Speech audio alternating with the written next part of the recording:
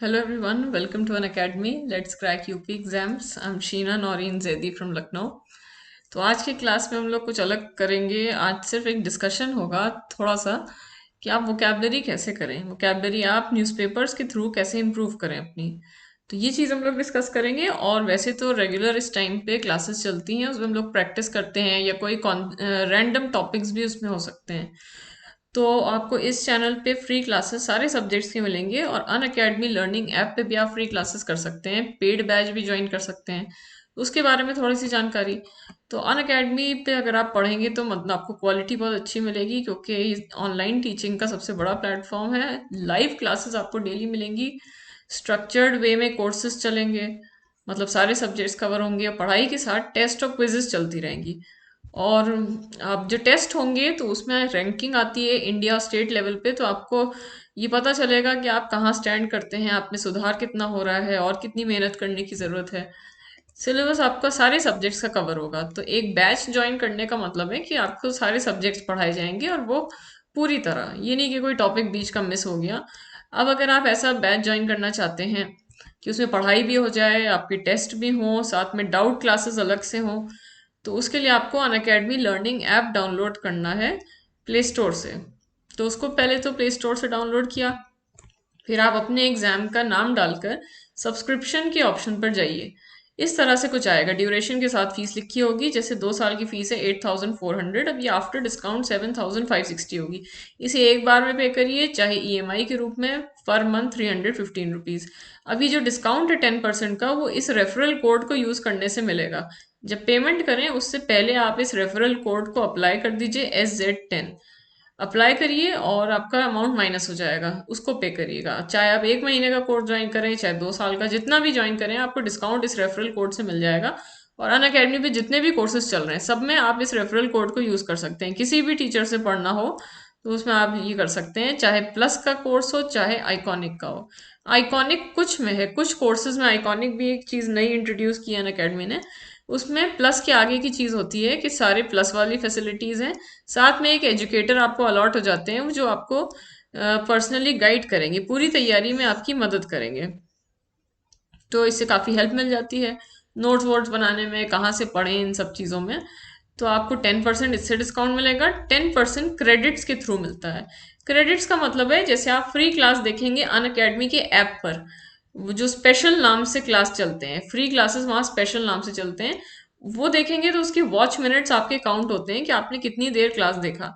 वो अगर ज़्यादा होते हैं तो मैक्सिमम आपको 10% ऑफ मिल जाएगा, तो टोटल 20% ऑफ है। साथ में ईएमआई का भी एक ऑप्शन है। तो आप एडमिशन लेना चाहें तो आप फ्री क्लासेस थोड़े देख के आपको अंदाज़ा हो जाएगा कि किस तरह पढ़ाई है। और प्लस के कोर्स में या पेड बैच में बहुत डिटेल में पढ़ाया जाता है, और उसमें एक सब्जेक्ट के कई अलग अलग टीचर्स हैं, तो आपके पास बहुत अच्छे अच्छे ऑप्शंस हैं। और आप 1 साल या 2 साल का बैच ज्वाइन के लिए कोर्स ज्वाइन करें, क्योंकि उसमें आपको रिवीजन का अच्छा खासा टाइम मिल जाएगा। पूरा आपका कंप्लीट जल्दी हो जाएगा सिलेबस। फिर आप उसके बाद जो टाइम बचेगा उसमें आप टेस्ट सीरीज देते रहिए, या आप एक टॉपिक किसी एक टीचर से पढ़ चुके हैं, आप दोबारा वो टॉपिक पढ़ना चाहें, थोड़ा मुश्किल टॉपिक है तो आप दूसरे टीचर से भी पढ़ सकते हैं। वो आपके ऊपर है, आप एक ही टीचर से सब कुछ पढ़ना चाहें, मतलब एक सब्जेक्ट पूरी तरह, या आप डिफरेंट टीचर्स भी के पास भी जा सकते हैं। तो ये आप रेफरल कोड आप यूज़ कर सकते हैं। और फ्री क्लासेस देखने के लिए अन अकेडमी लर्निंग ऐप पे फ्री क्लास अगर देखें तो यूपी स्टेट की कैटेगरी नाम डाल के नाम सर्च कर लीजिएगा, शीना नौरीन, प्रोफाइल को फॉलो कर लीजिए।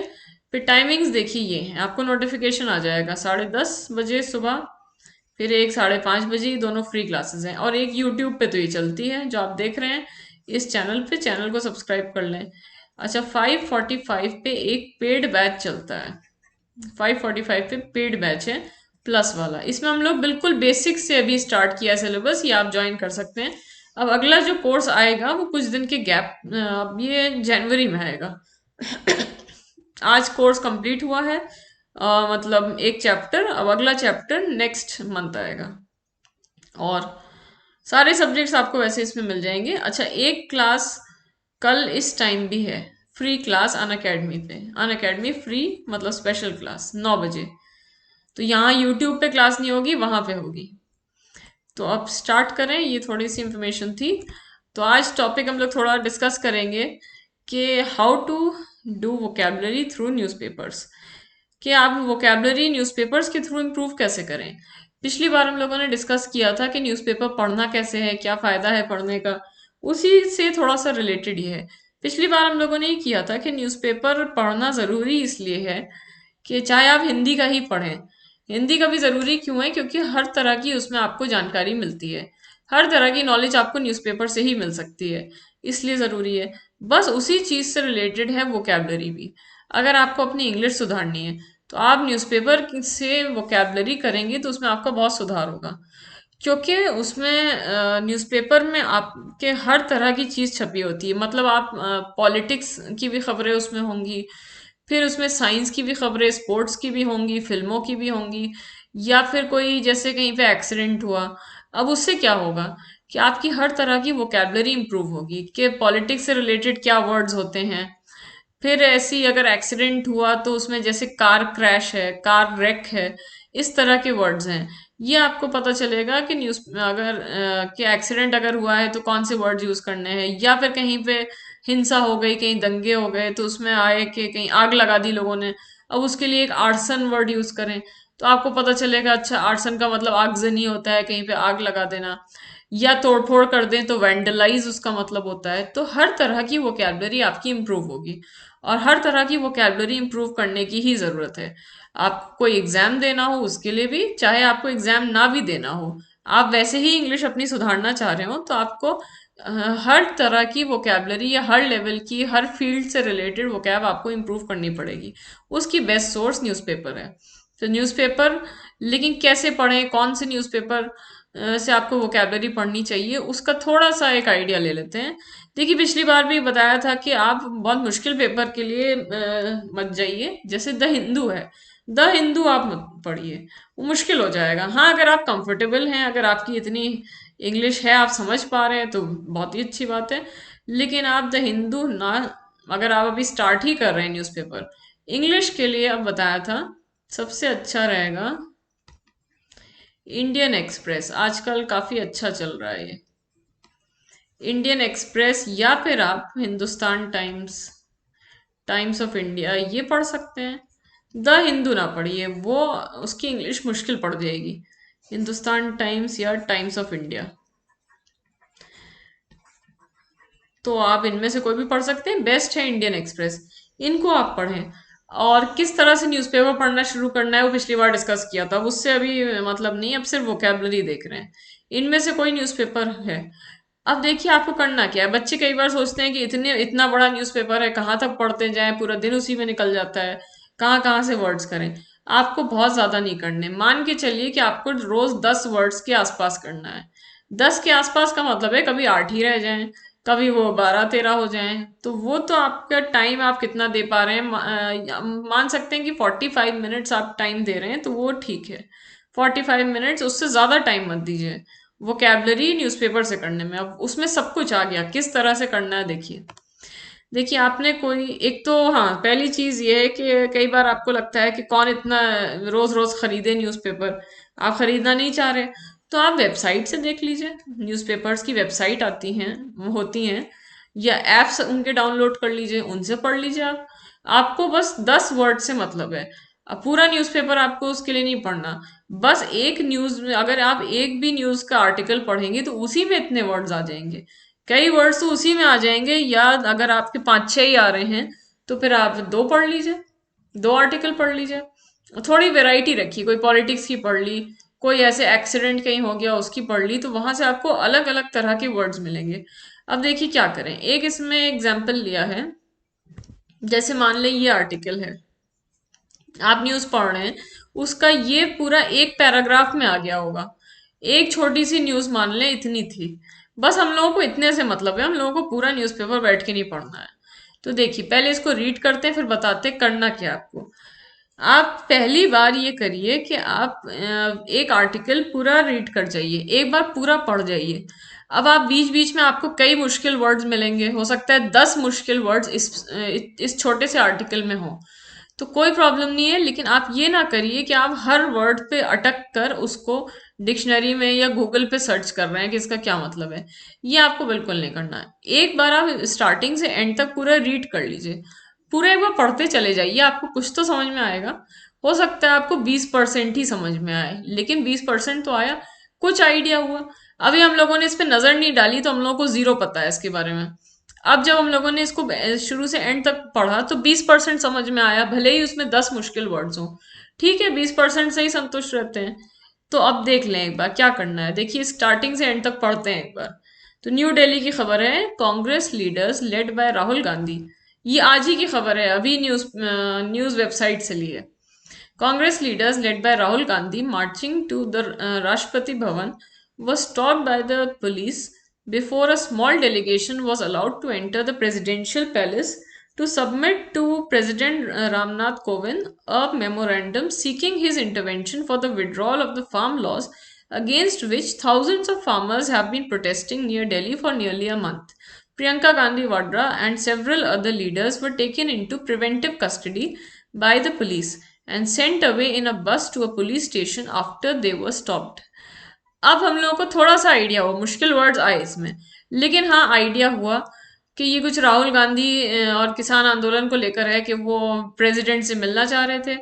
फिर वो कुछ उनको देना चाह रहे थे, लेकिन फिर उनको प्रियंका गांधी को शायद कुछ कस्टडी में लिया गया। इतना तो समझ में आया, इतनी चीज समझ में आई। और किसान लोग आंदोलन कर रहे हैं, इसके बारे में हम लोग को वैसे भी जानकारी है कि ऐसा आंदोलन चल रहा है, और विपक्ष है उनका वो समर्थन कर रहा है।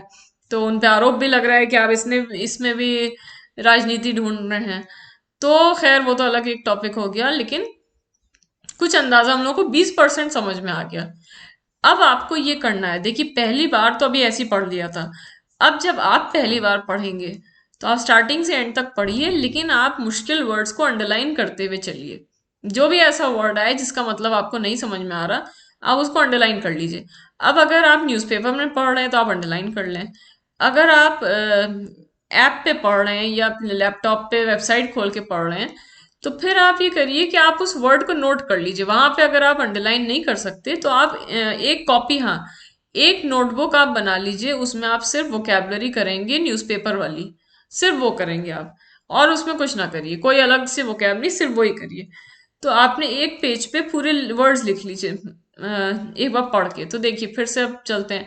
Congress leaders led by Rahul Gandhi marching to the Rashtrapati Bhavan was stopped by the police before a small delegation, हो सकता है आपको डेलीगेशन का मतलब ना पता हो, was allowed to enter the presidential palace to submit to President Ramnath Kovind a memorandum। ये ना पता हो, इसको अंडरलाइन कर लिया। सीकिंग, हो सकता है सीकिंग ना पता हो। इंटरवेंशन, विड्रॉल ना पता हो, of the farm laws against which thousands of farmers have been protesting near Delhi for nearly a month. Priyanka Gandhi Vadra and several other leaders were taken into preventive custody। हो सकता है आपको preventive ना पता हो। जो नहीं पता, बहुत सुना हुआ भी वर्ड कई बार ऐसा होता है कि हाँ सेंस बन रही है, समझ में आ रहा है, लेकिन फिर भी हम लोग को एग्जैक्टली नहीं पता। आप कोई पूछे कि इसका मतलब बताओ तो आप शायद ना बता पाए। तो आप एक बार देख ही लीजिए, जब आप वर्ड्स कर ही रहे हैं तो क्या है, आप उसको भी देख लीजिए। देखिए इसमें हम लोगों को कितने वर्ड्स मिले, 1 2 3 4 5 6 वर्ड्स तो हम लोग के आज इसी से हो जाएंगे। 6 वर्ड्स हैं, आप ये थोड़ा एवरेज बना लीजिए कि 10 के आसपास कर लेंगे। तो आपको इसमें सिर्फ 6 मिले, तो आप एक और आर्टिकल आज पढ़ लीजिए। एक और आर्टिकल आप पढ़ेंगे तो उससे थोड़ा अलग चीज, जैसे मान लें आप स्पोर्ट्स में इंटरेस्ट है, आप स्पोर्ट्स का पढ़ लीजिए। फिल्मों में इंटरेस्ट है, आप फिल्मों का पढ़ लीजिए। फिल्मों में भी कुछ तो आएगा, हाँ फिल्मों वाला जो सेक्शन होता है उसमें थोड़ी आसान भाषा होती है, फिर भी कुछ तो वर्ड्स उसमें भी होंगे, आपके 10 हो जाएंगे। अब देखिए क्या करना है।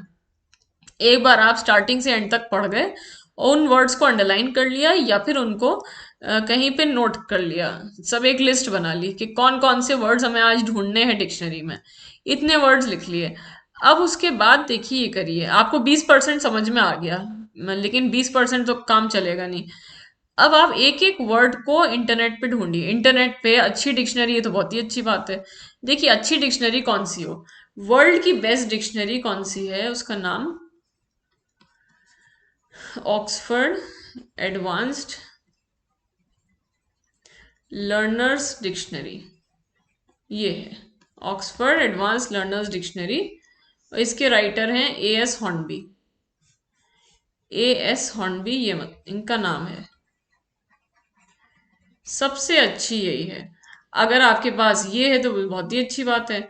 नहीं तो लेकिन अगर आपको खरीदनी हो कोई, आप डिक्शनरी सोचेंगे हाँ खरीद लें, जब आप इंग्लिश सुधारने का ठान ही लिया है, तो आप ये वाली ना लीजिएगा, ये वाली बेटर रहेगी, दूसरी वाली। उसका नाम है Oxford English English Hindi dictionary. ये Oxford English English Hindi dictionary, ये नाम है। और इसी नाम से है। ये इसका ये नाम क्यों है, देखिए पहली वाली क्यों मना किया, वो सिर्फ इंग्लिश में है। आप वर्ड का मीनिंग ढूंढेंगे तो उसका मीनिंग इंग्लिश में ही समझाया गया होगा, तो आसान भाषा में समझाया है, समझ में आ जाना चाहिए। लेकिन जो ये दूसरी वाली है, इसमें अच्छी बात है कि इसमें इंग्लिश हिंदी दोनों में समझाया गया है। तो इंग्लिश में भी मीनिंग है, साथ में हिंदी में भी दिया है, तो बहुत अच्छा है कि आपको हो सकता है इंग्लिश थोड़ी मुश्किल लगे तो आपको हिंदी में भी मतलब मिल जाएगा। और जो इंग्लिश है वो भी पहली वाली जो लाल रंग से लिखी है इसी पे को पूरा छाप दिया है। एएस हॉर्नबी वाली डिक्शनरी को इन्होंने पूरा छाप दिया है, बस हिंदी एक्स्ट्रा दे दी है। तो आप पूरी तरह भरोसा कर सकते हैं इस डिक्शनरी पे, और हिंदी भी है साथ में।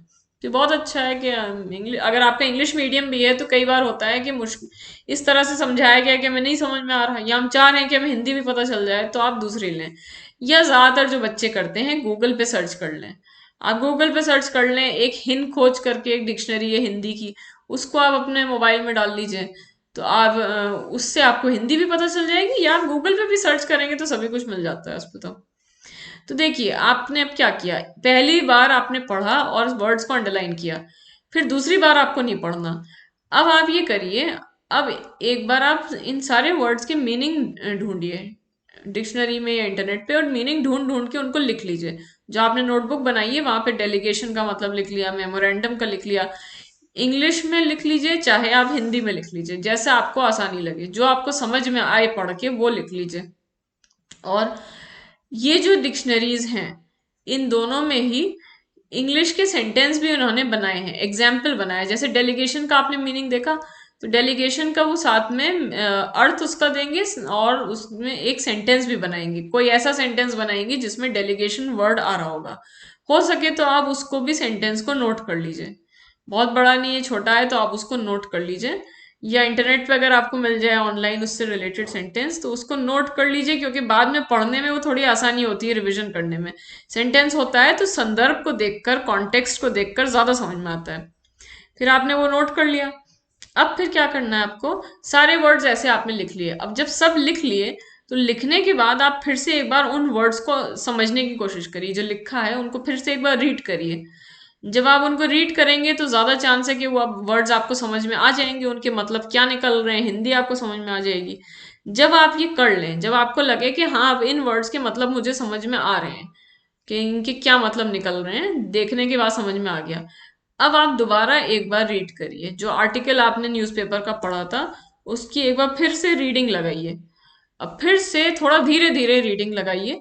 अब आपको इन पांच छह वर्ड्स के मीनिंग पता है। जब आपको पांच छह वर्ड्स के मीनिंग पता है तो अब आपको आर्टिकल भी जो है पूरा, वो भी आपको ज्यादा अच्छा समझ में आएगा, क्योंकि अब आपको पता चल गया। जब नहीं पता था तभी आप 20% समझ गए थे, अब आपको पता चल गया, तो हो सकता है आपको 60% या 70% आपको इतना समझ में आ जाए। अब भी ये उम्मीद ना करिए कि आपको 100% आ जाएगा। कुछ आर्टिकल आपको 100% भी आएंगे, लेकिन कुछ ऐसे भी हो सकते हैं कि सिर्फ 70% आपको समझ में आए, तो कोई प्रॉब्लम नहीं है। 70 भी आ रहा है तो ठीक है, धीरे धीरे फिर वो होने लगेगा जब आपकी इंग्लिश और सुधरेगी, कि आपको पूरी तरह भी समझ में आएगा, लेकिन उसमें टाइम लगता है। तो अब आपने प्रॉब्लम देखिए क्या होती है, बच्चे टेंशन उस चीज की लेते हैं जो उन्होंने छोड़ दिया, उस चीज से खुश नहीं होते जितना उन्होंने कर लिया। यही आपको करना है कि आप जितना आपसे हो पा रहा है उसी में आप संतुष्ट रहिए, उसी में सेटिस्फाइड रहिए, धीरे धीरे वो खुद बढ़ेगा। अब आपने ये ना सोचिए कि मुझे 30% तो अब भी समझ में नहीं आया, अब क्यों समझ में नहीं आया। आप बस ये सोचिए कि आपको ये जो पांच छह वर्ड्स या 10 वर्ड्स आपने आज किए, उनके मीनिंग आपको समझ में आ गए। हाँ, अब वो वर्ड्स दोबारा आएंगे तो शायद आप उसको बेटर समझ पाएंगे, फिर से संदर्भ के हिसाब से आप उसको ज्यादा समझ पाएंगे। तो उस वर्ड की आपको कुछ तो जानकारी हुई, क्या आप सेंटेंस देख के उसका अर्थ अब समझ लिया करेंगे आगे। तो आप सिर्फ उसी में खुश रहिए। हो सकता है एक आध वर्ड ऐसा भी हो जिसका मीनिंग आपको नहीं समझ में आ रहा, फिर भी कोई प्रॉब्लम नहीं है, आप उसका टेंशन ना ले, जितना नहीं समझ में आ रहा उसे छोड़िए, जितना आ रहा है वही बहुत है। 10 वर्ड्स में अगर आपका रोज एक वर्ड ऐसा फिर भी निकल रहा है कि आपको क्लियर नहीं हो रहा, कोई बात नहीं, 9 तो हुए। आज के दिन आपने 9 वर्ड्स तो पढ़े, तो 9 वर्ड्स आपने पढ़े वही बहुत है। आपकी इतनी रिच वोकेबलरी हुई, रोज 9 9 बढ़ रहे हैं, अगर 9 8 इस तरह से भी बढ़ रहे हैं तो बहुत है। धीरे धीरे वो इतनी बड़ी संख्या हो जाएगी कि आपकी अच्छी वोकेबलरी कहलाएगी। आपको एग्जाम में भी या आम बोलचाल में भी अगर आप इंग्लिश या कहीं लिखें आप, तब आपको उससे काफी हेल्प मिलेगी। तो देखिए आपने कितनी बार पढ़ा, एक बार आपने आर्टिकल पढ़ा सिर्फ अंडरलाइन किए वर्ड्स, फिर आपने दोबारा नहीं पढ़ा, फिर आपने उन वर्ड्स के मीनिंग लिख कर समझे, फिर जब समझ में आ गए फिर से एक और बार पढ़ा। जब एक और बार पढ़ा तो 70 के आसपास परसेंट आपको समझ में आएगा, आर्टिकल आएगा समझ में, और वो वर्ड्स जो हैं वो आपको फिर याद भी कुछ हद तक हो जाएंगे। तो आपने उन वर्ड्स को फिर एक बार दूसरी रीडिंग लगाई तो आपको वो आर्टिकल ज्यादा समझ में आया। अब जब तीसरी बार रीड नहीं करना, ये नहीं कि 3 3 बार अब बैठे हुए पढ़े ही चले जा रहे हैं कि देखिए हम नहीं, जब तक 100% नहीं समझ में आएगा हम पढ़ते रहेंगे। ये थोड़ी है कि अनंत काल तक बैठे पढ़े जा रहे हैं, उसे उसी के पीछे पड़ गए। आपने तो बस आपको उन वर्ड से मतलब है जो आपको समझ में आ रहे हैं। आज आपको 8 9 10 वर्ड्स कुछ समझ में आपने पढ़े। अब आपने जब न्यूज़पेपर 2 बार पढ़ लिया, फिर से आप एक और बार उन वर्ड्स को याद करने की कोशिश करिए। जैसे आप कोई भी चीज याद करते हैं उस तरह से उन वर्ड्स को याद करिए। तो अब एक बार आपने पूरा लर्न कर लिया, आज के लिए बहुत है। लेकिन हाँ, अब आपको रिवाइज करना है। मान लीजिए ये सब आपने बैठ के सुबह किया, ये आपने सुबह पढ़ा, तो एक बार आप ये टाइम बना लीजिए कि कुछ घंटे के गैप से, 10 घंटे 12 15 घंटे के गैप से फिर से आप उन पे नजर डाल लीजिए। 10 वर्ड्स हैं तो आप 5 मिनट्स उन्हें, 5 मिनट्स डिवोट कर दीजिए। 5 मिनट्स या और कम के हैं तो 3 4 मिनट बस आप एक बार रीडिंग लगा लीजिए। जैसे मान ले सोने से पहले एक बार नजर डाल लीजिए उन पे। ये नहीं कि फिर से बैठ के पढ़ रहे हैं, थोड़ा धीरे धीरे उनको फिर से पढ़ लीजिए। तो जब नजर पड़ती रहती है किसी चीज पे, तो वो चीज ज्यादा याद भी होती रहती है, दिमाग में थोड़ा वो बैठती रहती है। ऐसा नहीं है कि आपने आज पढ़ा तो अब आपको जिंदगी भर के लिए याद हो गया, ऐसा नहीं है। जब वो वर्ड्स आते रहेंगे, रिपीट होते रहेंगे, अब न्यूज़पेपर आप रोज पढ़ेंगे तो वो वर्ड्स फिर से आएंगे। जब फिर से आएंगे तो फिर जो कॉमन वर्ड्स हैं वही आपके धीरे धीरे पक्के होने लगेंगे। तो देखिए आपने आज एक बार सुबह बैठ के मान लीजिए पढ़ा, अब फिर आपने रात में उसे दोबारा 5 मिनट के लिए पढ़ लिया, थोड़ा सा आपको उससे हेल्प मिली कि हाँ वो थोड़ा दोहरा लिया तो थोड़ा दिमाग में ज्यादा बैठा। अब अगले दिन आप फिर से यही प्रोसेस करिए। यही प्रोसेस का मतलब है कल फिर से एक न्यूज़पेपर का आर्टिकल पढ़िए और उसको आप ऐसी वर्ड्स अंडरलाइन कर करके पूरा वर्ड्स नोट करिए। और जो कल आप नए वर्ड्स करेंगे, लेकिन जो आज आपने वर्ड्स किए थे उनको कल आप फिर से दोहराइए, फिर रिवाइज करना है। आज जो किया है उसको कल रिवाइज जरूर करना है। आप भले ही 7 8 मिनट ही सिर्फ लगाएं, रिवाइज करने में ज्यादा टाइम नहीं लगेगा क्योंकि आपने अच्छी तरह उसे पिछले ही दिन पढ़ा है। लेकिन जब रिवाइज नहीं करेंगे तब फिर वो आप वर्ड्स भूलने लगेंगे। तो एक नजर डाल लीजिए, 7 8 मिनट ऐसी कोई बहुत बड़ी चीज नहीं है। उन 7 8 मिनट में आपके 10 वर्ड्स हो जाएंगे। तो 7 8 मिनट आपको देखने में लगे इतना, कौन इतनी कितनी चीज कितना पढ़े, लेकिन 7 8 मिनट में आप ये भी तो देखिए कि आपके 10 वर्ड्स पक्के हो रहे हैं। तो इसीलिए वो ज्यादा नहीं है। अब आपने आज वाली चीज कल रिवाइज की और कल कुछ नया भी किया और रिवीजन भी किया। इस तरह आपको रोज पिछले दिन का रिवाइज करना है। साथ में ये करिए कि आप जैसे अब तीसरे दिन आप पढ़ें, तीसरे दिन में आप बस एक नजर 2 मिनट के लिए डाल लीजिए उस पे। तो 2 मिनट के लिए डालेंगे तो कुछ आपको उससे नजर पड़ती रहेगी, तो कुछ तो याद होगा, ज्यादा टाइम भी नहीं लगा, 2 मिनट लगे। अब उसके बाद आपको क्या करना है, देखिए एक हफ्ते बाद आप ये करिए। मतलब मान लीजिए एक संडे का दिन बना लें। संडे के दिन आप कुछ नया ना करिए, चाहे एक दिन तो रेस्ट भी किया जाता है। तो नए दिन मतलब पूरी तरह, लेकिन आप ये अब ये भी नहीं हो सकते कि आप पूरे दिन रेस्ट करें। तो रेस्ट करने के बजाय पूरी तरह आप ये करिए कि उस दिन नया कुछ नहीं करेंगे, लेकिन पूरे हफ्ते की जो 6 दिन हमने पढ़ाई की है, मतलब 6 दिन हमने जो वोकेबलरी पढ़ी है उसको सिर्फ रिवाइज करेंगे।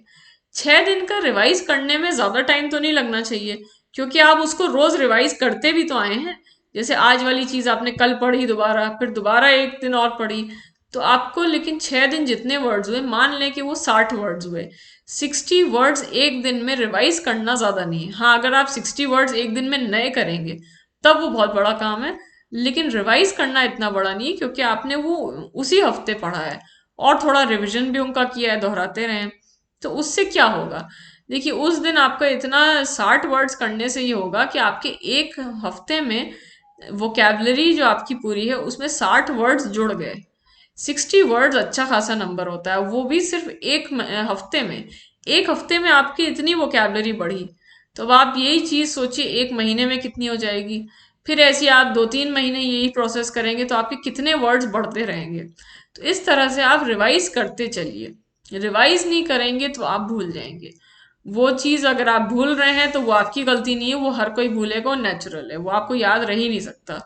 जो जिस चीज पे नजर पड़ती रहती है वही हम लोगों को याद होता है, वही चीज हम लोगों को याद होती रहती है, क्योंकि नजर पड़ती रहती है। अब जैसे देखिए एक वर्ड है, अब एक एग्जाम्पल बस एरोगेंट का। अब एरोगेंट ऐसा वर्ड है कि शायद आप लोग देख रहे हैं तो आधे लोगों को तो इसका मतलब पता होगा। एरोगेंट का मतलब घमंडी होता है। हो सकता है आधे लोगों को नहीं पता हो, या आपने कभी सुना हो लेकिन आपको ठीक से नहीं पता कि क्या मतलब है इसका। लेकिन आधे लोगों को पता क्यों है? क्योंकि ये इतना भी अनकॉमन वर्ड नहीं है, यूज होता रहता है। बड़ा एरोगेंट है वो तो। नॉर्मल भाषा में भी हम लोग हिंदी बोलते हैं तब भी हम लोग इंग्लिश के वर्ड यूज कर देते हैं। तो हम लोग इस तरह कह देते हैं बहुत ही एरोगेंट लोग हैं। तो आपको एरोगेंट क्यों पता है कुछ लोगों को?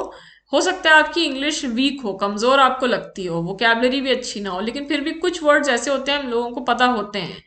वो जो एग्जाम में आते हैं वो भी हम लोगों ने आम भाषा में भी सुने होते हैं, क्योंकि वो कॉमन है इसीलिए तो पता है। अब हो सकता है आपने कहीं भी बैठ के रटा ना हो इसको, लेकिन पता क्यों है? क्योंकि वो आप सुनते रहते हैं या आपके नजर उस वर्ड पे कहीं पड़ती हो। तो वही आपको हर वर्ड के साथ करना होगा। वोकैबलरी आपकी ऐसे ही इंप्रूव होगी, जो चीज आप सुनते रहते हैं वही आपको याद होता है। आप सुन ही नहीं रहे, देख ही नहीं रहे, कहीं आपकी नजर नहीं पड़ रही, तो आपको याद कैसे होगा? जो चीज नजरों के सामने आती रहेगी वही चीज आपको याद रहेगी। तो नजरों के सामने वो खुद कैसे आएगी? आपको लाना पड़ेगा, उसी के लिए आपको रिवीजन करना है। तो रिवीजन वो हर सब्जेक्ट के लिए इंपॉर्टेंट है। आप ये हर चीज हर सब्जेक्ट में ऐसा कर सकते हैं कि आप एक दिन बना लें कि आप उस दिन रिवीजन करेंगे। तो ये बस वोकैबलरी के लिए था। आप अंडरलाइन करते जाइए पहली बार में कौन कौन से वर्ड्स आपको समझ में नहीं आए, फिर आपने एक रीडिंग लगाने के बाद सबके मीनिंग ढूंढे, फिर मीनिंग समझने के बाद आपने फिर से आर्टिकल पढ़ा तो आपको बहुत हद तक वो आर्टिकल समझ में आ गया। जब समझ में आ गया तो आपने फिर उन 10 वर्ड्स को दोबारा पढ़ा, अब लर्न करने की कोशिश की। सुबह ये काम किया, फिर रात में फिर से रिवाइज कर लिया, मतलब थोड़ी सी देर में रिवीजन हो गया, फिर कल नए वर्ड्स इसी तरह किए, कल नया किया और पिछले दिन का रिवाइज किया। फिर एक हफ्ते बाद एक दिन की आपने छुट्टी कर दी, एक गैप कर दिया, उस गैप में आपने पूरे हफ्ते का रिवीजन आपने किया। तो रिवीजन में बहुत ज्यादा टाइम नहीं लगा, उतना ही लगा जितना आपको रोज नए वर्ड्स करने में लगता है। लेकिन आपके वो 60 वर्ड्स आपके बढ़ गए, आपके वोकेबलरी में वो एडिशन हो गया। और इससे आपको कुछ ही दिन में इम्प्रूवमेंट लगने लगेगा। ये नहीं कि 2-3 दिन में आप सोचेंगे कहाँ इम्प्रूवमेंट हो रहा है। देखिए वो कैसे इम्प्रूवमेंट होगा, जब आप न्यूज़पेपर पढ़ने, मान लें आप 2-3 हफ्ते ऐसे करते हैं, तो फिर आपको ऐसे वर्ड्स न्यूज़पेपर में मिलने लगेंगे जो आप कर चुके हैं। आपको लगेगा हाँ ये तो मैंने पहले दिन पढ़ा था ये वर्ड, हाँ ये दोबारा आ गया, ये तो अब मुझे समझ में आ रहा है, ये मैंने पहले हफ्ते पढ़ा था। वो रिपीट होने लगेंगे। और जब रिपीट होने लगे और आपको वो चीज़ समझ में आने लगे तो वो और खुशी होती है और जोश होता है कि हाँ इतनी तो इम्प्रूवमेंट हो गया। तो इम्प्रूवमेंट होगा, बहुत ज़्यादा आपको उसके लिए वेट भी करना नहीं पड़ेगा। तो बस इसी तरह से आप वोकेबलरी करें। शॉर्ट में बस बताया है, ऐसी चीजें हैं कि आपको लॉजिकली सोचें तो आपको खुद भी ये चीजें समझ में आए। लेकिन थोड़ा सा ये इसके बारे में डिस्कस करना था कि अब आप वोकैब इम्प्रूव करनी है तो आप ज्यादा उसके लिए वेट ना करिए, ये ना सोचते रहिए। क्योंकि कई बार क्लास में बच्चे पूछते हैं मैम वोकैब कैसे इम्प्रूव करें, न्यूज़पेपर कैसे कैसे इम्प्रूव होगी? वो न्यूज़पेपर से इसी तरह होगी, लेकिन ये मेन चीज है कि आप काम तो शुरू करिए। वो सिर्फ पूछते ही ना रहिए कि क्या करें, आप स्ट्रेटेजी ही पूछते रह जाएं हर चीज की और आप उसको अप्लाई ना करें। प्रैक्टिकल में लाना पड़ेगा और जल्दी ही लाना होगा, ज्यादा टाइम ना वेस्ट करिए। तो बस इतना ही बात करनी थी इस बारे में। और नेक्स्ट क्लास में जो रेगुलर जैसे पढ़ाई होती है वो होगी उसी तरह। और ये लाइव क्लास नहीं था, ये रिकॉर्डिंग थी। अगर आप लोग नीचे कमेंट में लगातार पूछे जा रहे हो मैम बोल क्यों नहीं रही हैं, जवाब क्यों नहीं दे रही हैं, तो उसकी यही वजह है कि आप लोगों के कमेंट सामने कुछ नहीं है, वो ये रिकॉर्डिंग आप देख रहे हैं। तो वैसे लाइव क्लास होती है, वो होती रहेंगी, लेकिन ये वाला वीडियो नहीं था। आप अन अकेडमी पे भी पढ़ें, क्लासेस वहां पे भी करें। और आप यूपी स्टेट की कैटेगरी में नाम सर्च कर लीजिएगा, शीना नौरीन, प्रोफाइल को फॉलो कर लें। टाइमिंग्स देख लीजिए क्या है, 10:30, 5:30, 9:30 है इस चैनल पे। Let's crack UP exams. आपने अभी इस चैनल को सब्सक्राइब ना करा हो तो आप सब्सक्राइब कर लें, बेल आइकन हिट कर दीजिएगा कि आपको नोटिफिकेशन जिससे मिल जाए।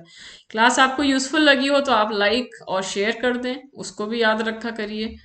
और ये देखिए टाइमिंग्स एक बार समझ लें, 10:30, 5:30 ये फ्री क्लास है, और एक क्लास कल 9 बजे भी होगी, फ्री क्लास अन अकेडमी पर, स्पेशल क्लास मतलब। ये फ्री क्लास और है, मतलब कल 9:30 बजे वाली नहीं है। और एक 5:45 पे पेड बैच चल रहा है, और मतलब इसमें प्लस का बैच चल रहा है। अगर आप प्लस में हैं, सब्सक्रिप्शन ले रखा है, तो आप उसको करें। ना हो और आप ज्वाइन करना चाहें तो उसके लिए भी थोड़ी इन्फॉर्मेशन ये है कि आप ये रेफरल कोड यूज करके आपको डिस्काउंट मिल जाएगा 10% का, SZ10। चाहे आप इसका स्क्रीनशॉट ले लें अगर आपका इरादा बन रहा हो एडमिशन का। और 10% इससे डिस्काउंट मिलता है, और 10% मिलता है क्रेडिट्स के थ्रू। आप फ्री क्लास देखेंगे अन अकेडमी के ऐप पर, तो आपको उसमें वॉच मिनट्स आपके काउंट होंगे कि आपने कितनी देर देखा, क्लास आपने कितनी देर देखा। उसके बदले आपको 10% ऑफ हो जाएगा। तो टोटल 20% का डिस्काउंट है। EMI का भी ऑप्शन है। वीडियो के स्टार्टिंग में सब समझाया था किस तरह से आपको एडमिशन लेना है, लेकिन रेफरल कोड इंपॉर्टेंट चीज़ है, इसको ना भूलें, नहीं तो आपका डिस्काउंट गया। आपको कुछ नहीं, पूरा अमाउंट पे करना पड़ जाएगा। और रेफरल कोड भी बिल्कुल एग्जैक्ट यही होना चाहिए। कोई भी कोर्स ज्वाइन करें, IAS, PCS, SSC, IIT, सब में आपको डिस्काउंट मिल जाएगा, चाहे प्लस का ज्वाइन करें चाहे आइकॉनिक का करें। तो अब नेक्स्ट क्लास में मिलेंगे, जो कि रेगुलर पढ़ाई वाली क्लास होगी, कोई प्रैक्टिस उसमें करेंगे, और कॉन्सेप्ट वाली क्लासेस चलती रहेंगी अन अकेडमी की प्लस वाले सब्सक्रिप्शन में। तो thank you very much, next class में मिलते हैं, गुड नाइट।